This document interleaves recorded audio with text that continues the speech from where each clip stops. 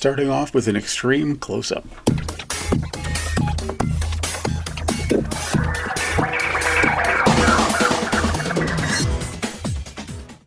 Hi, I'm Mark, and this is Subliteral Network. I make art and comics, and thanks for watching. Remember to hit like and subscribe and to leave your feedback in the comments. I post art daily, 5 days a week on Instagram, Facebook, and Twitter, and this is a roundup of that work in case you missed it, with a little more detailed description added. You can read my Una the Cave Bunny comics, free at radiocomics.com, and my new one-shot comic called Searchers is now available at burningstarcomics.net. Please visit my Patreon page if you'd like to support my work. All these links are in my description and bio, and please watch till the end so you don't miss anything. I have a whole bunch of these small Robo-Girl sketches. They're kind of actually halfway between sketches and a kind of a fully finished piece.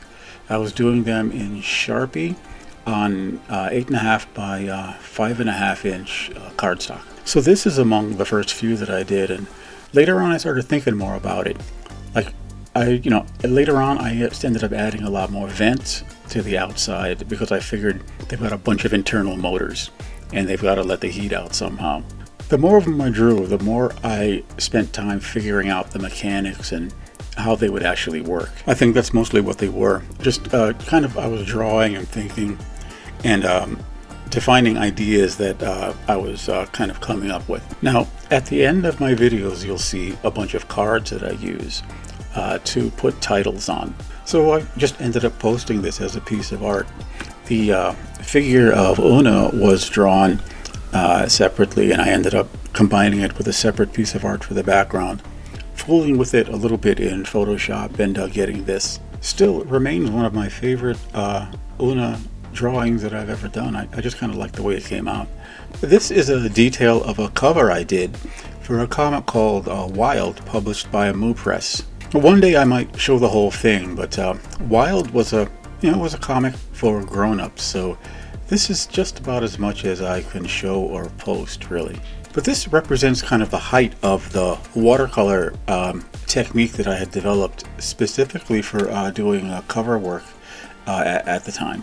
So I was doing things like, you lay down what they call a wash of color, letting that dry, and then hitting it with a sealant to prevent the next layer of paint from washing the first layer of paint away, which happens with watercolors. So I was getting layers like 4, 5, 6 layers deep of just getting this brilliant color.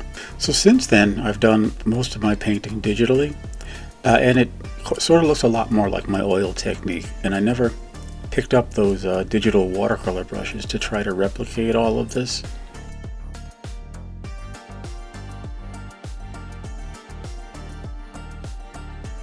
I'd like to thank you, my subscribers, and especially my new subscribers.